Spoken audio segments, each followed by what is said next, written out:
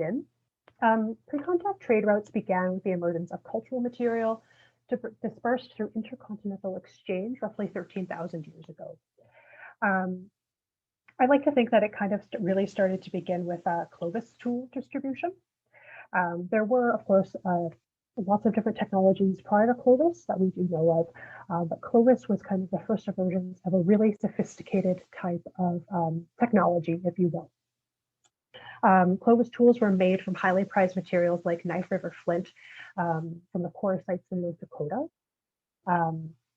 And so really they've been found dispersed all over North America, like as far as Alaska to South America, these tools have been found. And they have been found in Alberta and very close to Edmonton, dated to 10,000 to 12,000 years ago. And just for further context of Clovis tools, you can see a photo there kind of at the top left. Clovis tools were the most highly sophisticated stone tool technology ever seen on the planet. No other cultural group managed to surpass Clovis tool technology in its form. And it was really distributed over an extremely short period of time, about maybe 700 years, so only a few generations, really. So it was really kind of a group or a class or a family type of family passed through, father to son or whoever.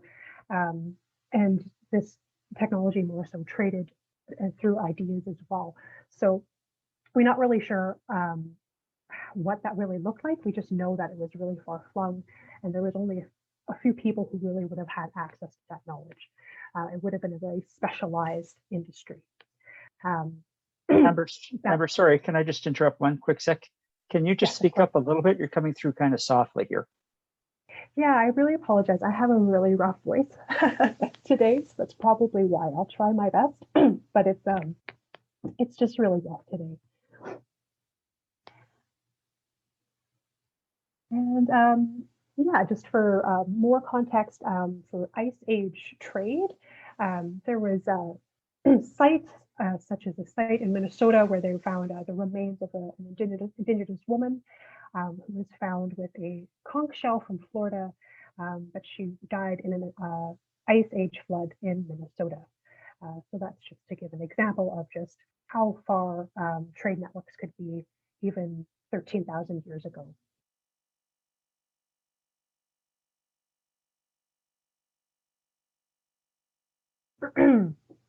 Okay. So pre-contact trade routes.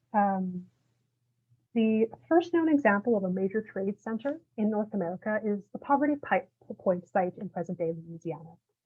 The map here I have is kind of later on to more of the historic period. And as you can see, there's a lot of sites, there's a lot of rendezvous, there's a lot of trade centers, and there's a lot of temporary ones. So Poverty Point was kind of located further south, and we're kind of going macro context at the moment and kind of going to be bringing ourselves into how this kind of all relates to the fur trade. But materials at Poverty Point were transported over distances as far as like 2,250 kilometers. Materials traded at Poverty Point range from things like soapstone, greenstone, copper, sandstone, slate, many other things. Aside from that, places like Watson Break site near Poverty Point have been dated to 3,500 BP, which is about 5,300 years old. And there's actually a lot of evidence to indicate trade to 2,000 years prior to Poverty Point. And even then, they have been finding a lot more sites that are even older than both of these ones. They just haven't published their studies on these yet. So moving on, so people can get an idea of what these incredible places look like. So Watson's Break, it's one of the oldest earthwork settlements in North America, and it predates the pyramids of Giza. Poverty Point is regarded as America's first city and one of the largest pyramids in the Americas. So these places were cities that were pre-planned, and they're thousands of years old. Of course, we do know that there are, again, ones that are older, These are just the first ones that we have that are really well studied. This photo that you can see here on number 2, that's a surviving, basically a surviving remnant of what the platform mound would have looked like. And the platform mound you can kind of see in image 2. It's very reminiscent of what kind of Mesoamerican temples look like. And so who were these mound builders? They're often referred to as the Adena, the Four Ancient, the Hopewell, and Mississippian cultures, also known as the Southeastern Ceremonial Complex. These people, they essentially built earthworks, stone and earthen effigies, pyramid and platform mounds, medicine wheels, cairns, fortifications, and even astronomical observatories. They laid the foundations for many pre-contact trade routes. And they had 2 independent lists of agriculture. So these are societies and civilizations who were really facilitating a lot of this trade. To get further into a little bit into the agriculture, which allows for these civilizations to pop up and have a further demand of this trade. The Eastern Agricultural Complex emerged like several thousand years ago, about 5,000 years ago. And that was the domestication of a lot of wild crops, goosefoot, sunflowers, squash, knotweed, mosh, alder, mayflower, all kinds of things. And what's really fascinating is that recent studies in Alberta indicate that a lot of stone malls had the residues of these ancient Eastern Agricultural Complex crops, things like goosefoot and sunflower. So even places like Alberta, communities were using those foods. Either they were trading them or they were growing them directly. Another really fascinating thing about those studies is that when they tested those stone malls in Alberta for those residues, they found a direct transition from Eastern agricultural food crops to what is called the Three Sisters trifecta, which is corns, beans, and squash. While people and populations in these cities out east were transitioning from wild crops to agricultural crops, so too were communities out in the plains in Alberta, either through trade, we just don't really know, but either way, people are directly in contact and sharing a lot of ideas. And a lot of sites have been found in Canada. Pretty much like the furthest outpost for mound type of sites is Red River, Manitoba. So this is just some examples of Southeastern Ceremonial Complex art. A lot of this stuff is kind of like in Ohio, Illinois, Minnesota, kind of all just kind of out east. But a lot of artifacts have been found traded directly to places in Alberta.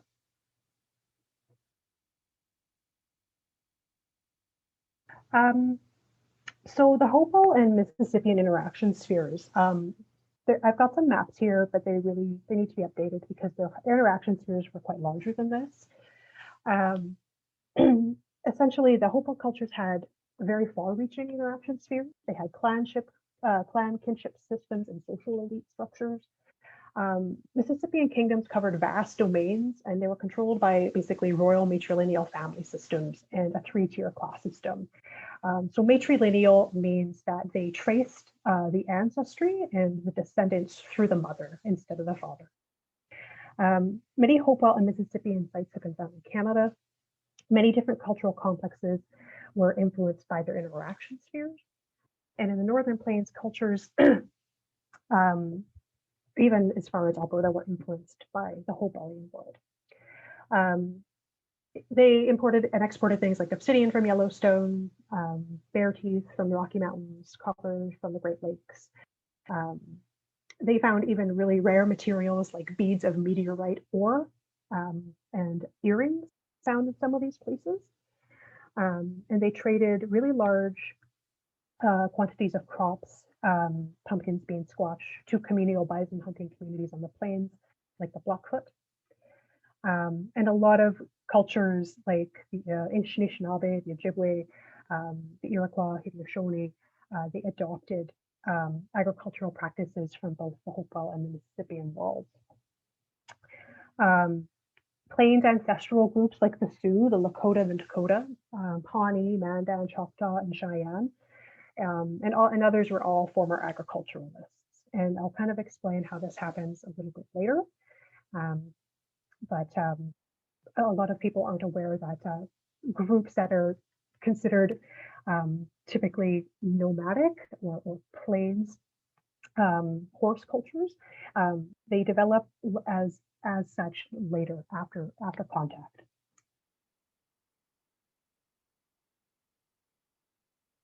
So what types of exotic trade goods could you obtain pre-contact in Edmonton and Alberta?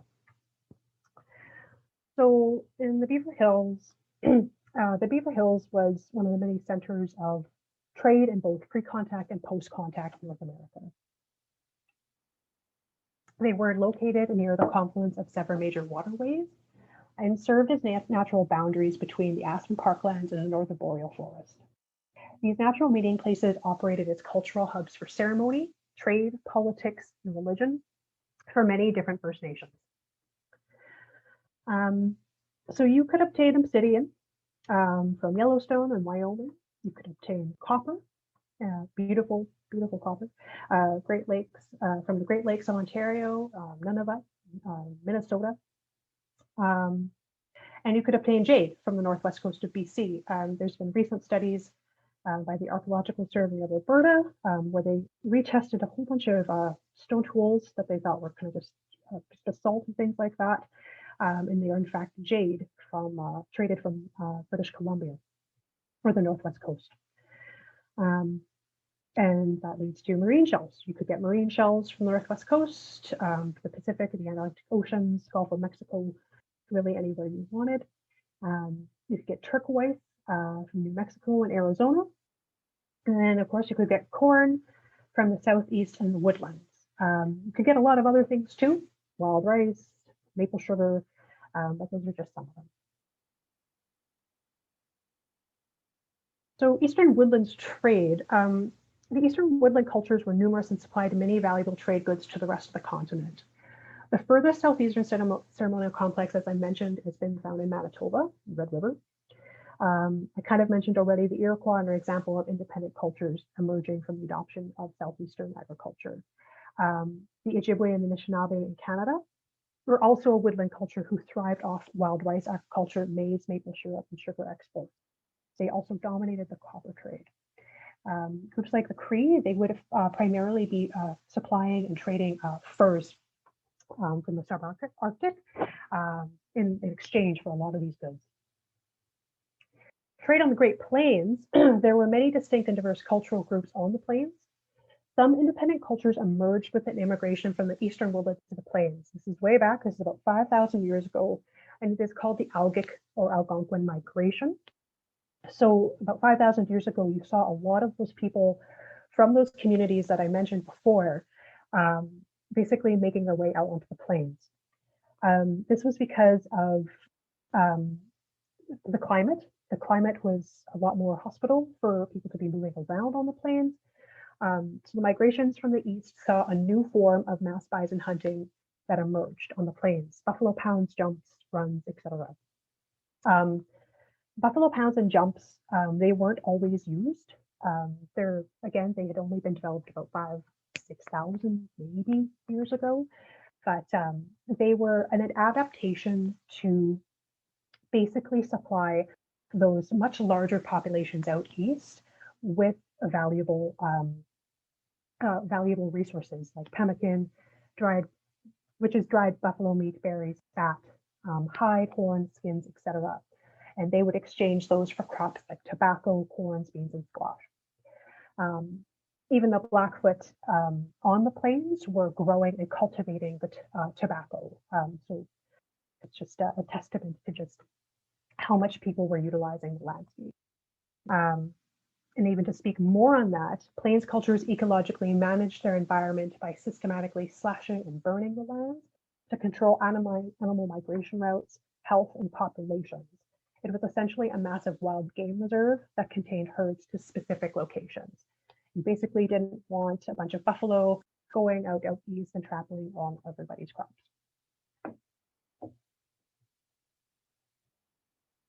So contact, disease, and cultural change. So in 1492, Christopher Columbus made contact with the Americans, as we know. And by 1513, Ponce de Leon arrived in Florida. By 1521, due to the spread of disease, Hernan Cortez and the Spanish conquered Tenochtitlan in the capital of the Aztec Empire. Now, this is all pretty far away, and it doesn't seem very relevant, but it is actually extremely relevant up into Canada. So by 1539, Hernando de Soto arrived to the mouth of the Mississippi River and headed into the North American mainland. During his travels, De Soto encountered a densely populated and culturally sophisticated civilization in the Mississippi Valley. However, when De Soto arrived, he had already been beat by Ponce de Leon. And Christopher Columbus and Hernan Cortez, they were doing things further down south. So those pre-contact trade routes that we've been talking about, they were extremely far-flung, as we know, and they were essentially the arteries of the continent. So when he arrived in the Mississippi Valley, which is one of the main arteries, essentially diseases which had already arrived with Ponce de Leon had spread like wildfire. Even when Hernando de Soto arrived and went to see the Queen of Tucacheke, she told him that her people had already been struck by a monstrous plague, and he actually saw the bodies already piled up in the temples of her kingdom. But even then, she was able to get copper traded for him basically on a whim, and she could do that within 2 weeks, which is pretty amazing. But De Soto and his men and his livestock, they introduced new diseases to the region, and they subsequently destroyed many Native American populations. The reason why is because they had animals with them. It wasn't people who were largely the spread of disease at first. It was largely the animals that they brought. So the trains of pigs, chickens, and horses were largely the culprit. Let's go back here.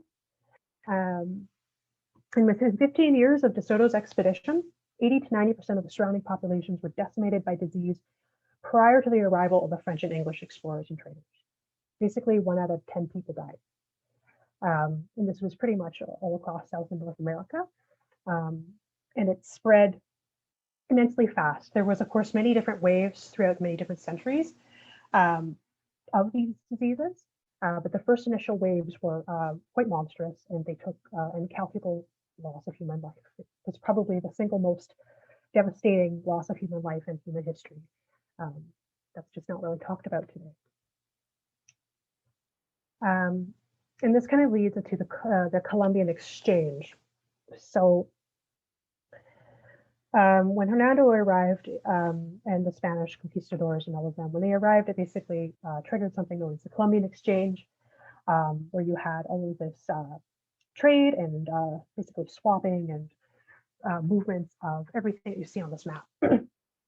So 60% of the food that we eat globally today comes from Native American crops. So you can see a lot of stuff out of North America, things like pineapples, tomatoes, potatoes, corn, peppers, avocados, pumpkins, watermelons, all of that really yummy good stuff. It was never in Europe, Asia, or Africa prior to the Columbian Exchange.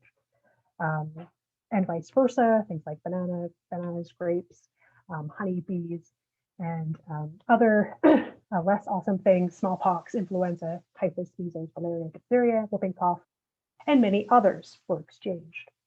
And that would forever change the face of the entire human world. For the whole world in general. Anyway, enter the fur trade. Pause here.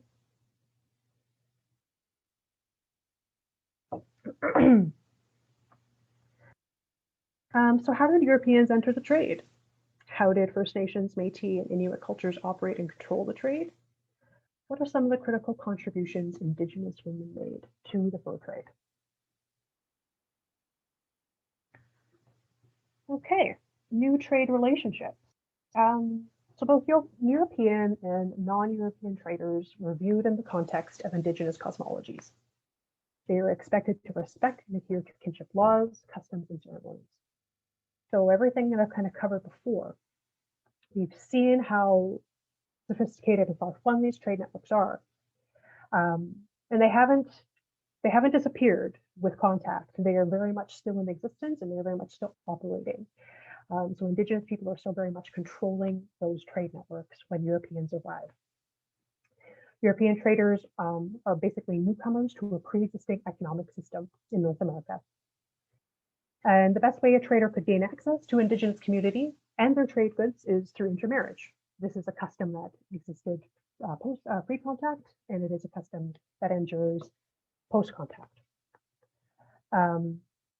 Plain and simple, Indigenous communities just tended to trade with those they were related to. And a trader was viewed, basically trade was viewed as a relationship, and it was viewed as an obligation to a community. It was not purely just enterprise. So traders had to largely assimilate themselves into Indigenous cultures and lifeways of those that they had kin relationships to. So if you want access to the Blackfoot trade, you need to have relations to the Blackfoot. A good example of this, the Métis communities in Alberta, 6 out of 7 of them who traded with the Blackfoot were related to the Blackfoot, either through maternal or marriage, kinship. And the same thing goes basically for any other community, whether it's Cree or Stoney or whatever.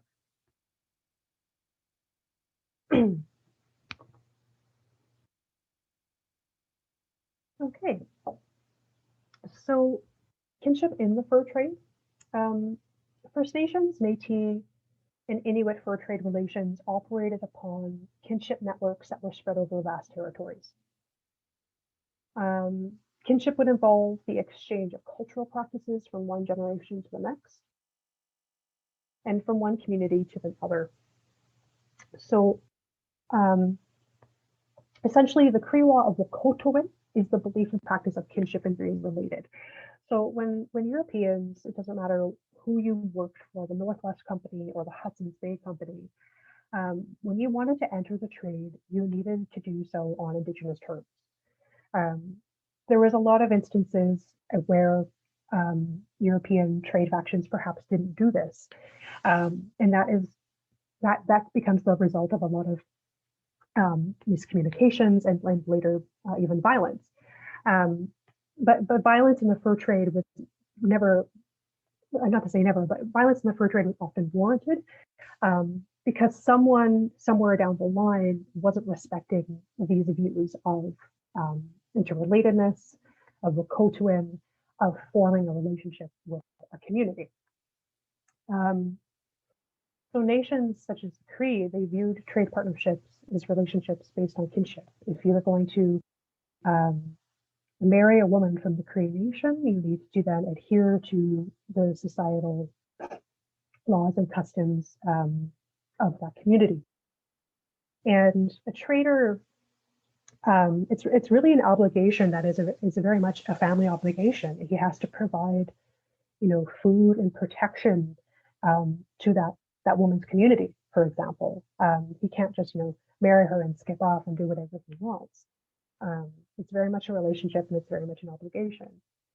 And women very much facilitate a lot of these relationships, which we'll get into a little bit later.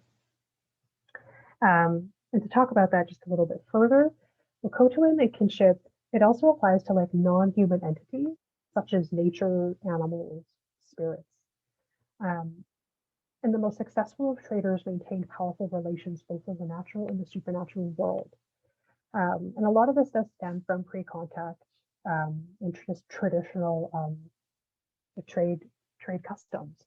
To speak a little bit more on this, a trader, a really powerful trader or really influential trader, perhaps like later a freeman band, I'll talk about that a little more in detail as well. He had to have very good standing, as I mentioned, in the supernatural world. And what that means is that he had to have a good standing among the animals, among animal spirits. So there was very much a balance that all traders had to strike. It didn't matter if you were European or First Nations or Métis. If you fell out of favor, it was often viewed that you fell out of favor with the supernatural and the natural world. Perhaps the animals are upset with you, perhaps your spirit guide is upset with you, and perhaps people are not going to trade or follow you if you have somehow wronged a community, whether that's human or non-human. So there's a lot that goes into trade relationships beyond just enterprise and commerce. It's very much a very complicated system.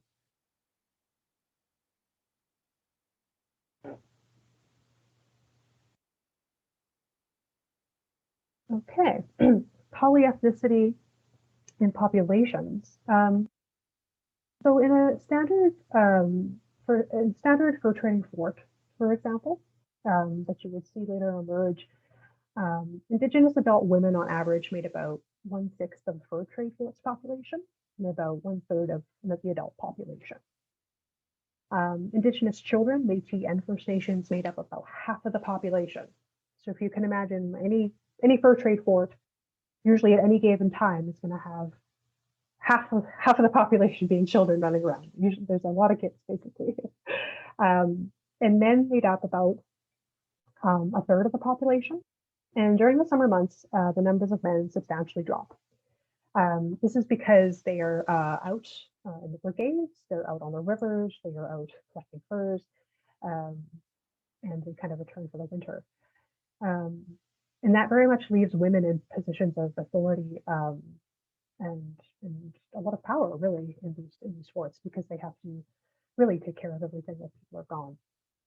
And the demographics change over time. Indigenous men made up 50 to 60% of the ranks of fur traders by the 1830s. And by the 1870s, this increases to about 80 to 90%. Essentially, in the beginning, the fur trade was largely spearheaded by European voyageurs, French, Scottish, English, who kind of first go out. But of course, they intermarry with Indigenous women and they have children. Some of them stay, but a lot of them left. And this is why gradually you see the populations of forts and fur trade families become increasingly more Indigenous by population and less European. And although Cree was the lingua franco in the Western Canadian fur trade coasts, the Indigenous populations were largely polyethnic. And talk a little bit about that. We've all heard of multi-ethnic. Polyethnicity is not much different. Polyethnicity occurs when individuals, communities identify through multiple ethnicities, languages, and cultures. It's a little bit of a more complicated phenomenon, but the populations out in places like Edmonton, the Indigenous populations, they were very much polyethnic. The Nahuatl, the Iron Confederacy, they were an example of a polyethnic power that largely dominated the fur trade. And to speak a little bit on them, the Iron Confederacy was a socio and economic, military, holistic alliance between the Nehua. Nehua means Cree, and the Plats. Plats just means stony in Cree.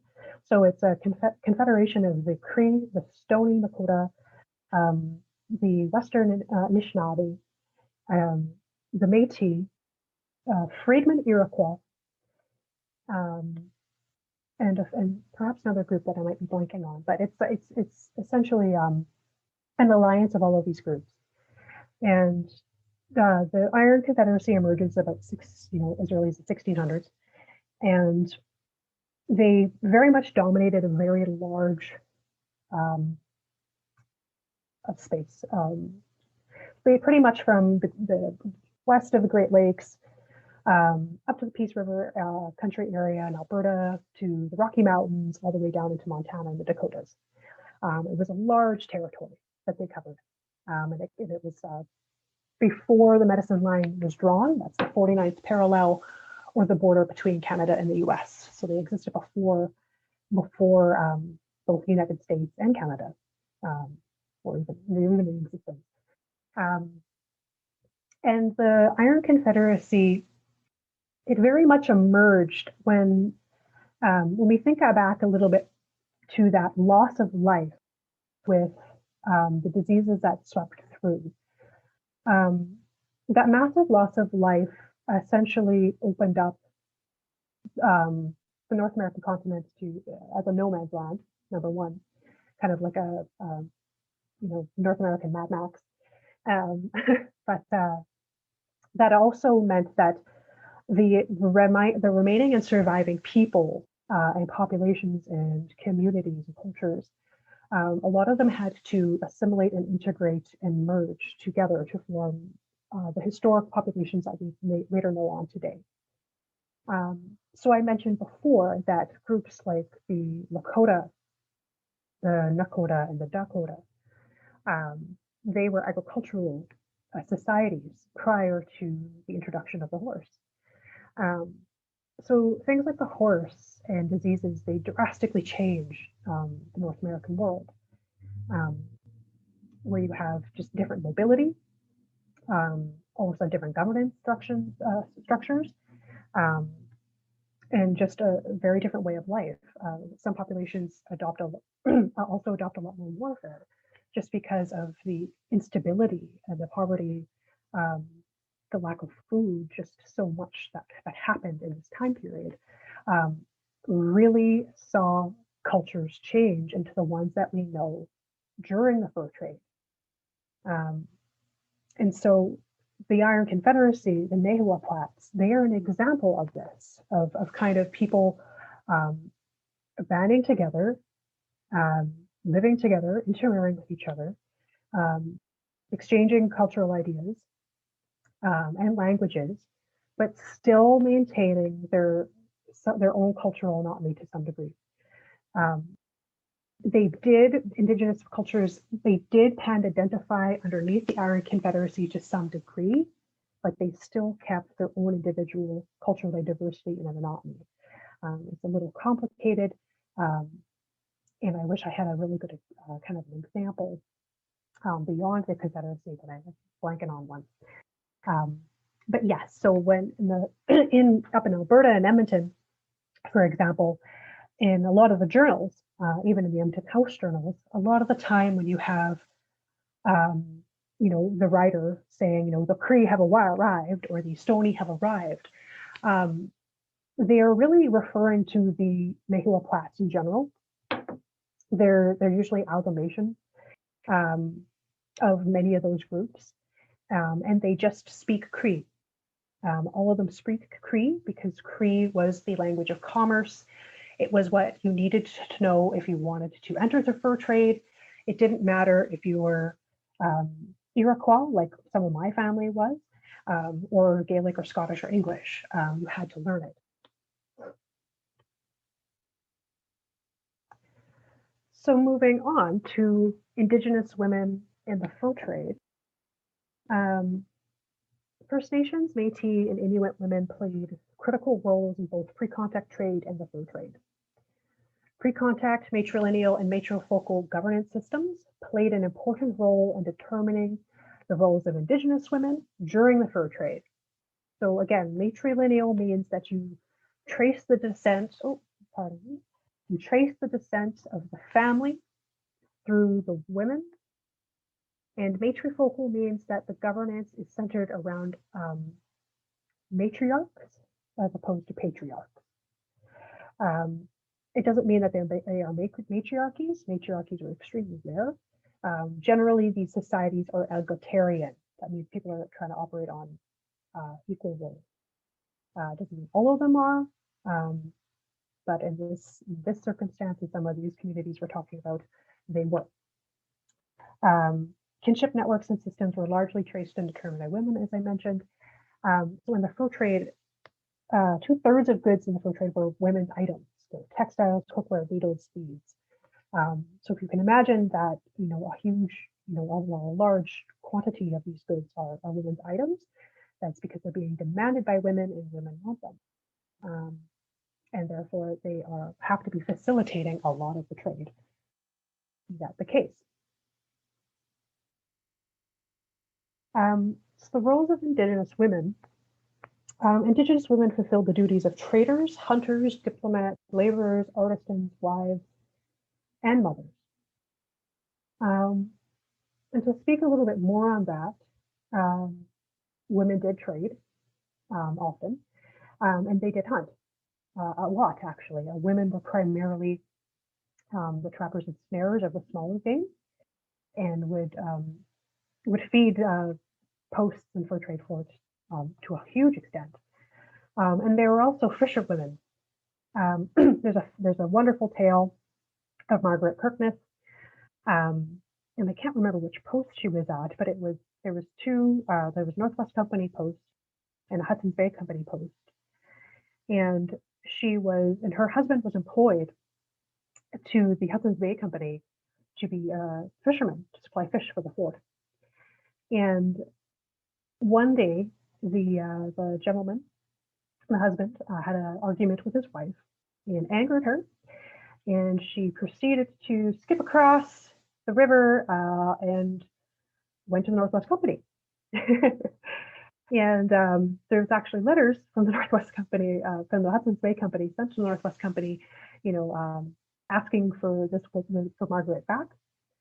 And the reason why is because although the husband was on contract as the fisherman, that was only really in pen. It was his wife who was supplying all the fish to the fort, and everyone in the Hudson's Bay Company was essentially starving without her. They needed him to make up with his wife so they could all eat. Unfortunately, they did not get her back. So just one of the very heartbreaks of the fur trade. And there were situations like this where that happened. Women were not beholden to their husbands. They could choose to leave them if they wanted to. And really, these marriages, these relationships, they're based a lot more on equality than anything.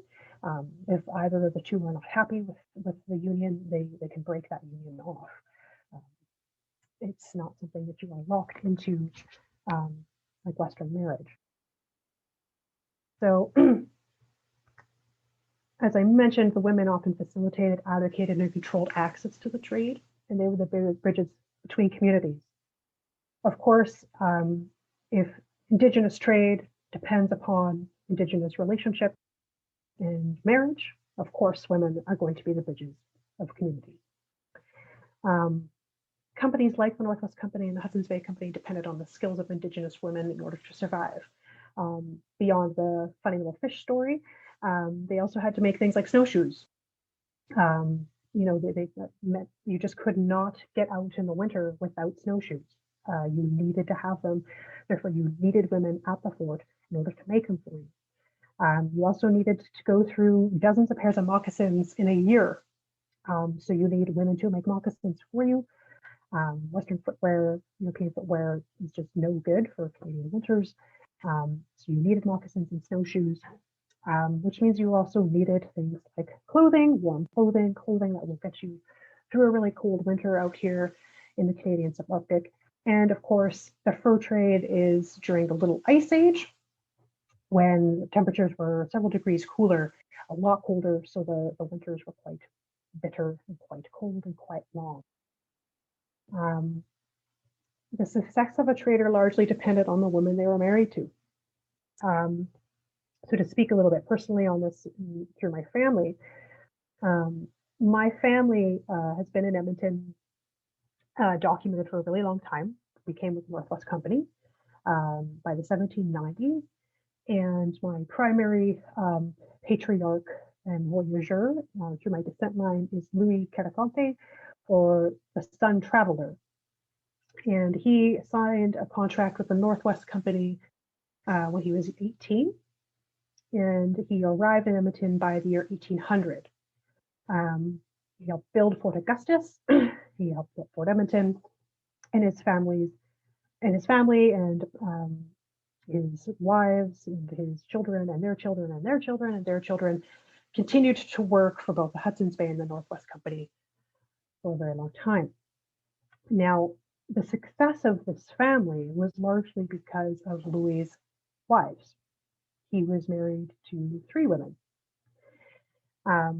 And although this seems a little controversial today, back then, marriage, again, it was a lot more about functionality, um, and what it could basically provide to the community.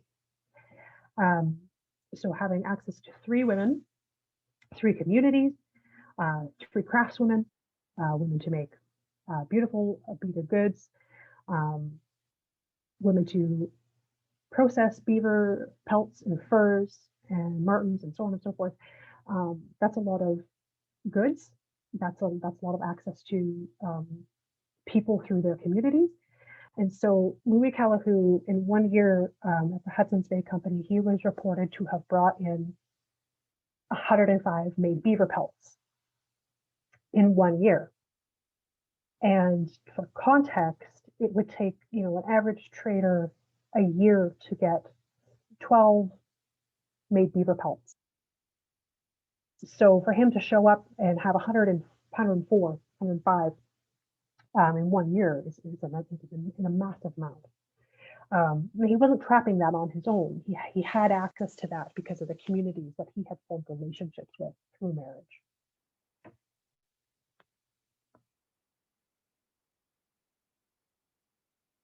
Okay, getting close to time here. Almost done. So Indigenous women, the matriarchs of the fur trade, they held positions of authority during the fur trade, plain and simple. And with the absence of European women, families in the fur trade largely became Métis, with the daughters of senior officers and clerks serving the roles of matrifocal, often instead of sons.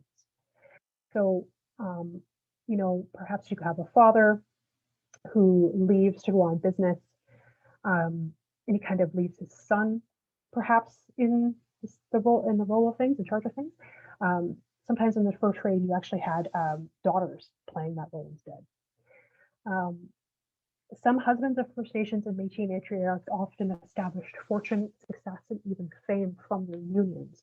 A really good example of this is Isabella Hardesty. You see a picture thereof. She was a Métis matriarch, and she was married to James Senator Laureate.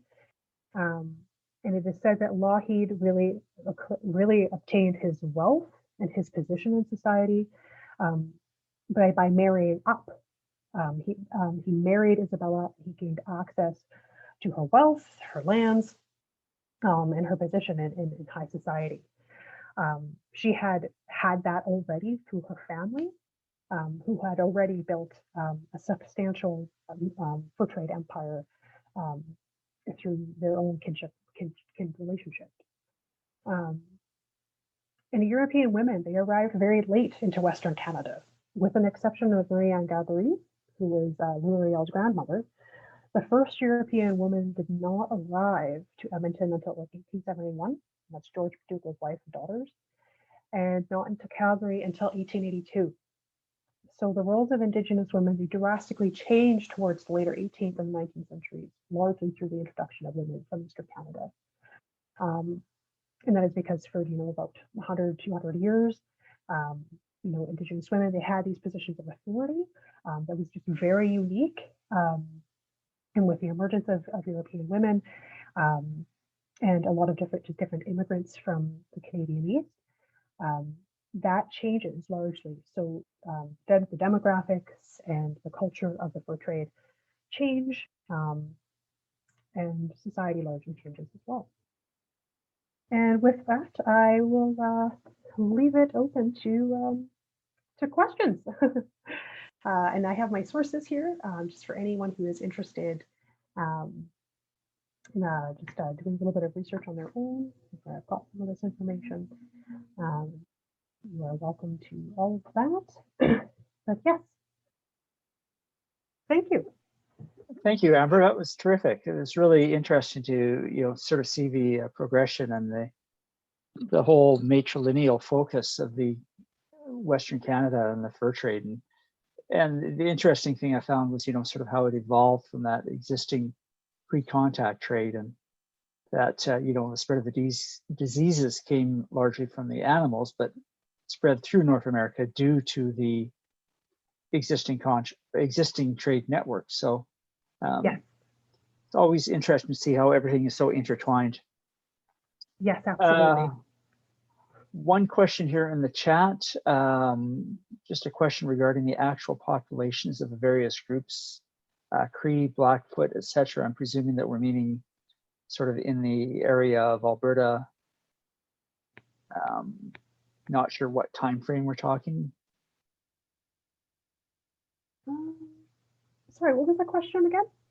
Just the actual populations of the various groups, Cree, Blackfoot, etc. Yes. So out here in Alberta, Yeah. you have the Plains Cree and the Woods Cree. You don't get too much Swampy Cree, but actually my great grandmother Louise Frobisher, who we saw a picture of, she was Swampy Cree. She was the daughter of Joseph Frobisher, who was one of the founders of the Northwest Company. But anyway, so you have those divisions of Cree. You have the Blackfoot. You have the Sustina, who are Dene. You have the Dene groups.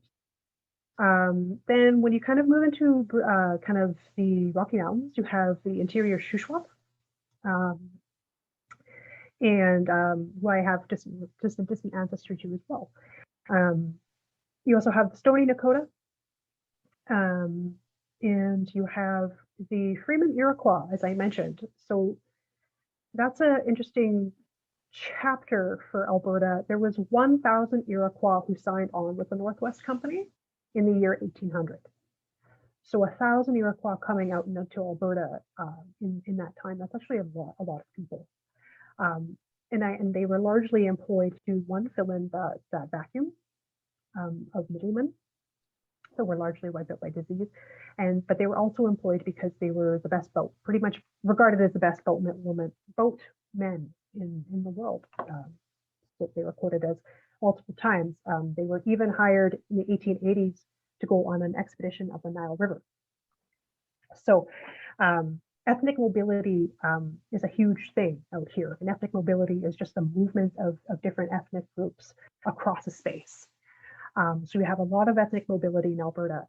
Some of them are coming from far away. Some of them have been there for a very long time. There's also this kind of narrative that the Cree came out with the fur trade. And that's kind of a little bit contentious now. It actually looks like linguistically there was already Cree out here. And the Cree who came with fur trade were basically just a certain language group.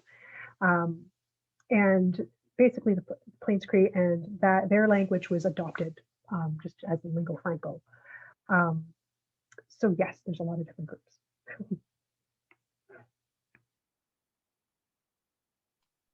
Thank you. Okay, so next question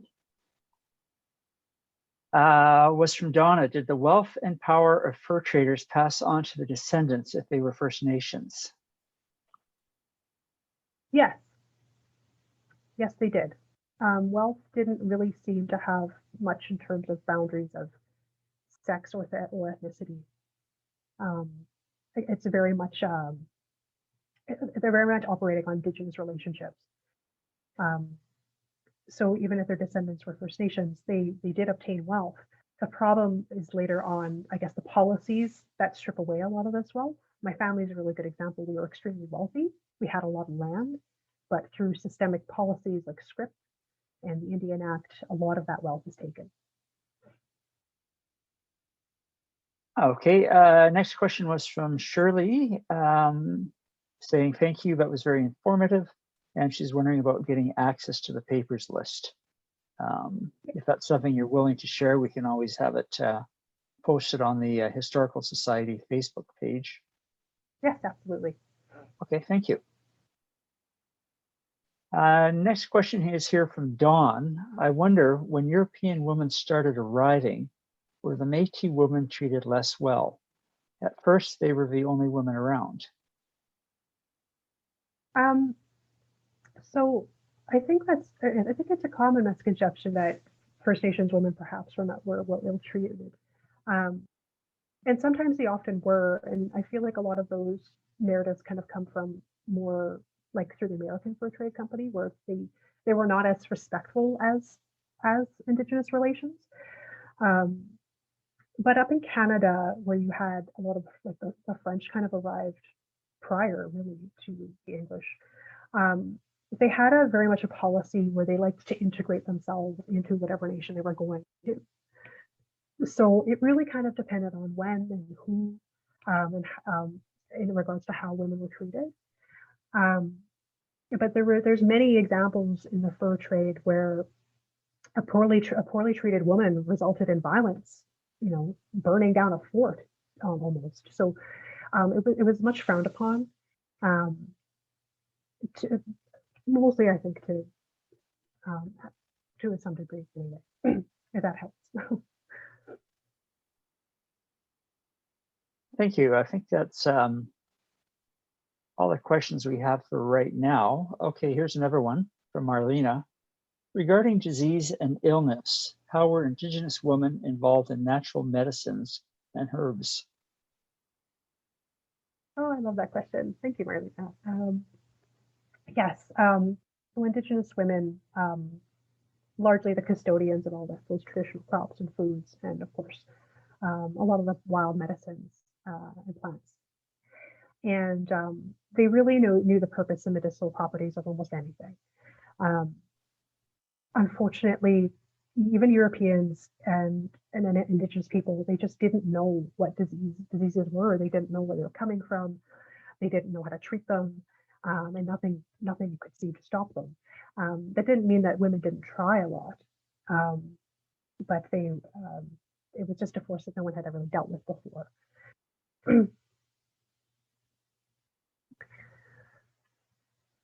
Okay, from Many, excuse me, Many Tender Ties by Sylvia Van Kirk is an older text that provides evidence of the strong relationships between Indigenous women and fur traders. Is there an Alberta equivalent? I love Many Tender Ties, and it's one of the sources I've listed in my bibliography. Um, and I think it very much applies to Alberta. It's really quite, it's quite broad, I think, in context. It covers Canada, all of Canada, um, during the fur trade. Um, and it's a hearty read for many of us at Fort Edmonton Park. I think we've all read that one. And I do base a lot of my information off of that older text, in tangent with a lot of more recent and contemporary sources. So that's one I really strongly recommend for a lot of people. Thank you. It can't be an older text because I remember reading it in university, and that wasn't that long ago. Either that or I'm dating myself. Are there any other questions that are coming up? I'm not seeing anything else in the chat. Does anybody have a specific question they could unmute?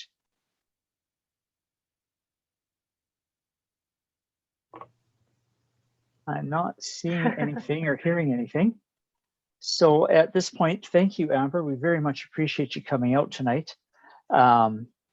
As part of our gratitude, we will give you a one-year membership in the Historical Society of Alberta and the Edmonton District Historical Society. So I will contact you offline to get that. Before we adjourn tonight here, just a few things, just so that you know, people in attendance tonight, the Edmonton District Historical Society provides a number of historical and educational events and programs throughout the year. We have our monthly presentations, which run September through April, by local historians, authors, heritage specialists, and community members on topics of historical interest. These are free to the public.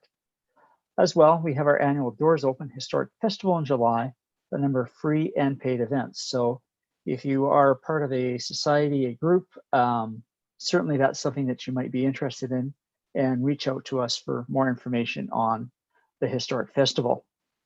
Finally, we publish works about Edmonton, Northern Alberta, such as fur trade in the West. So if you are not already a member, please, we do invite you to join the Historical Society of Alberta and the Edmonton District Historical Society. It's really a 2-for-1 deal, and it's only $35 for an individual. Our members, our funders, and our partners make the activities and programs offered by the EDHS possible. Membership is for 1 year and includes the EDHS's quarterly newsletter, along with the option to subscribe for the Historical Society of Alberta newsletter, Alberta History. And a preview for next month, our annual John Rowan Night is actually featuring the president and CEO of a Fort Edmonton management company, Darren Dalgleish, who's going to be here to give us an overview of redevelopment of Fort Edmonton Park. Personally, since I think it is John Rowan Night, we should have him termed as chief factor, but I will leave that up to him. And following, of course, the meeting, we will have the annual general meeting of the Edmonton District Historical Society. Having heard the news from Alberta Health Services that we are still in stage 2 and have not moved into stage 3, I do not foresee that this will be an in-person meeting. So once again, our April meeting will be on Zoom, and we will send out a registration about 2 weeks prior and then get to the Zoom link before the meeting. So thank you very much, everybody coming tonight. I look forward to seeing you on April 27th, I believe is a date. Sorry, I forgot to put that down, but I will make sure that gets put into the Facebook posts. So once again, thank you so much for coming out tonight, Amber. We immensely enjoyed your presentation. It's always great to see the interconnectedness of North America, Western Canada, and the fur trade. And with that, thank you and good night, everybody. Thank you, Have Amber. a great night. Thank you.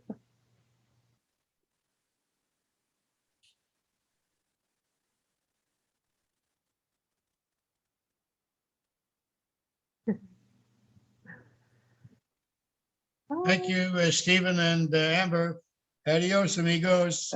Thank you, Have a John. good Enjoy your night. time in Mexico. Well, bye-bye. Get some rays for us. Yeah. Okay, from Matt, why does 21 Shillings have its own dedicated day? Nice. Not sure on that one. What does 21 Shillings refer to? I'm thinking of like gold and doubloons, but I don't know. Okay. Okay, We'll have to get have a an great answer from night. Matt afterwards. 1 pound. I'll message him later. Oh, 1 pound one. Okay, I got it now. Okay. Oh, Uh-huh. it's a pun. Clever. Awesome. Okay, have a great night. Okay, thanks so much, Amber. Good night, everybody.